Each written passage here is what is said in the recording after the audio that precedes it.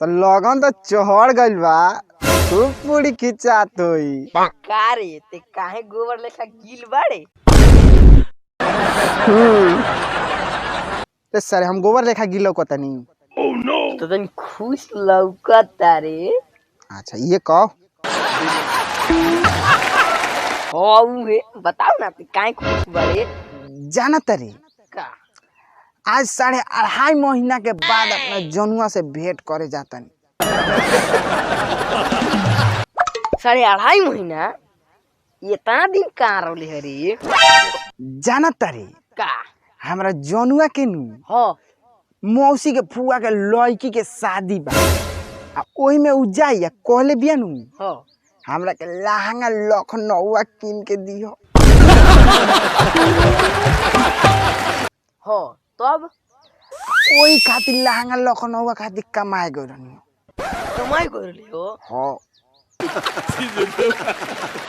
आज मुलाकात होई जानू से आवत तरी तो हो आ तोनी मुनी गड़बड़ी तो मुंह को लात मिल जाई। बक बक ई कब कुल बोलता रे? सुबेरा ही 2-4 लात भेटा गइल बा, फिर ते नाम लेता रे। हिंगा रोहन रही तोर उ तो भेटइबो करी। जाना का ढोई ना फुटल तोनो मार जो हमार जानो होते ते जो एजे रहबे त हमारे थी कोन।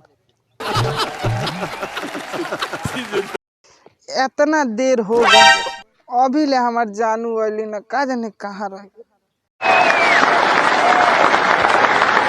बाबू हो हमार सोना हो, तहरा के देख के तो हम एकदम गदगद हो गइनी। हमार तो एकदम निकलता।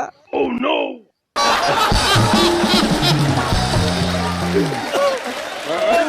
अच्छा ये बताओ हमारा खातिर लहंगा लखनऊ ले आइल बड़ा कि ना?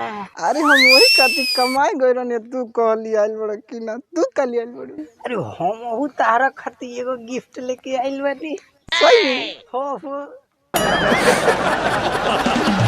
अरे दो ना जल्दी, एकदम बेचैन बड़ा का? बहुत है। लो ये हमर जानू। ई के करो? अरे देखो तो पहले। अरे बाप रे, ये तो तारा भी आगे काटो। अरे हो जी हमरे बियाह के नु हो।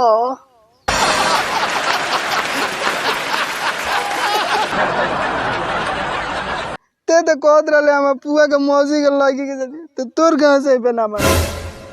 जाना तारो उ मौसी के लड़की या नु भाग गई, तो वही लड़कवा से नु अब हमार बियाह होता। तहार भी होता? किनरे रानी लहंगा जाने के पहनावे के, उहे काट देती अपना बियाह में आवेगी।